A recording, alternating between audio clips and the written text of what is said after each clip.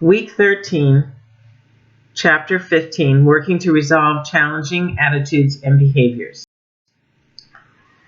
It's important that as a teacher, you have things in your toolkit that you can use to work with parents. You may not have a challenging parent every year in your classroom, but you will have one at some point in your career. And it's important that you can be proactive rather than defensive. Hostility. Parent could have genuine concern, but they may feel powerless and come on too strong. Hostility may really be grief when a parent realizes that their child has a developmental problem or delay. And hostility can happen if teachers assign blame directly or indirectly on the parent.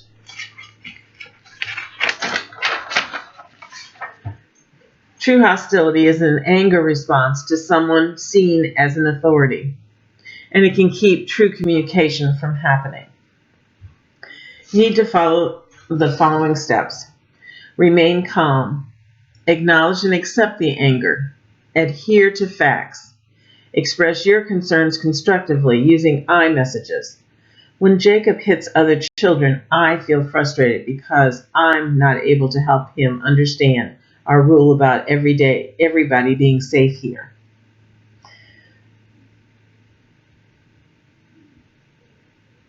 Listen to all the parent has to say before speaking. Write their concerns down. When they seem finished, ask if there's something else or what solutions they may have. Write down the other things and the solutions.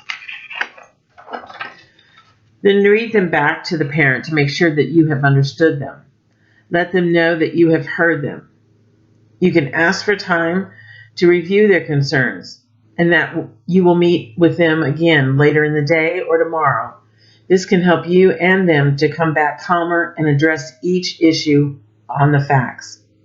It's important that a teacher express concerns constructively and factually.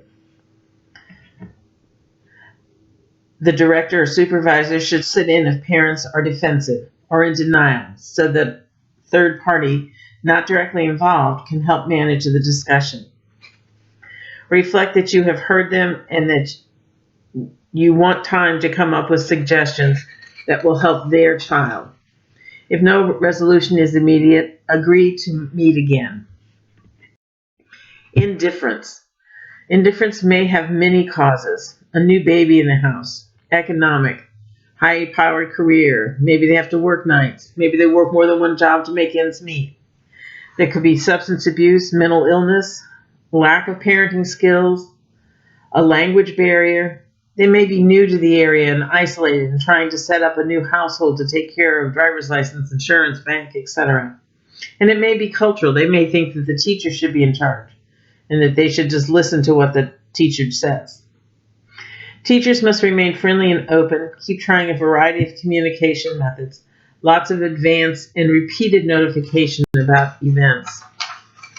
Ask how things are going with the new baby, the house, the move, etc. Talk about the positive things their child is doing. Those who linger to talk, you might need to set time limits. I really enjoy talking with you, but I need to get started on our day. Feel free to stay while we do circle time. I really want to talk with you about this, but drop-off is so hectic. I can see you during nap time or at 3:30 right before I leave.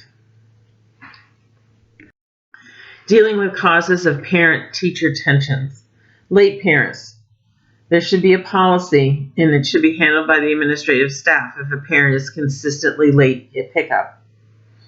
Or late bringing them in the morning, because then the child misses so much and they feel left out. Releasing children to non-custodial or under the influence parents. Again, you have to have papers on file limiting that show who has custody of the child.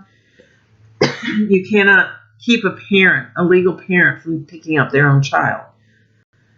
A parent that's under the influence, again, your director or administrative staff should get involved with this. Your job is to take care of the child. The administrator needs to deal with the parent.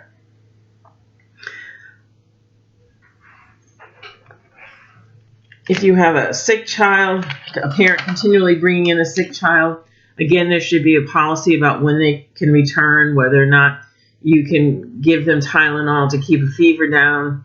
If they have a fever, they should be at home. You need to as a teacher, do a daily health check and follow all the policies. But again, you may have to ask your administrators for help if it's a repeated behavior. Lack of respect. Teachers must be professional, provide a happy, safe, clean, and engaging classroom. Teachers must not be rude, and they should model appropriate social behavior for the children and their parents. End-of-day problems. Calm, quiet, end-of-day activities, such as reading books or puzzles, things that can be quickly put away. Post information about the day and the day's activities so the parent has something to ask the child about. Have the children's belongings together for easy pickup. Avoid regular negative daily reports and ask for a time to meet instead. Ask the parents how their day was. It goes a long way when the parent picks up. This gives parents a moment to unwind and vent before taking on their job of being a parent. Those who ask for special treatment, think it through. Can the child go to a different class during the field trip? Can the child go to the director's office to look at books? If there's no solution, you should have a written policy. If a child can't go to another class because that changes the ratio and it just won't work for your center, then you need to explain to the parent why it won't work. Just make sure it's not a knee-jerk reaction, but something that you might be able to think outside the box and make it work. Disagreement over readiness. Using test scores alone is not a good plan. You need to have a full portfolio, children's work, examples, observations, all of that, and the test scores. And don't wait to talk with parents about readiness until the end of the school year. It's a good plan to do it twice a year, talk to parents twice a year, and that way they're prepared. They also understand what's expected of a child at that age. What to do? Remember, it's not personal. This parent has every right to do what's best for their child. They do have to understand that it's a group setting, not an individual setting, and that you have to follow certain DSS and DHEC rules. But remember, again, it's not personal. Be calm, listen to the parent, and then try to work through to a solution.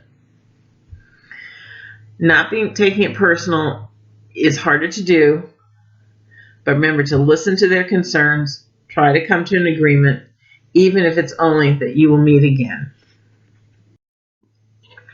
Summary. Teachers have a responsibility to persist when faced with challenging parental attitudes and behaviors.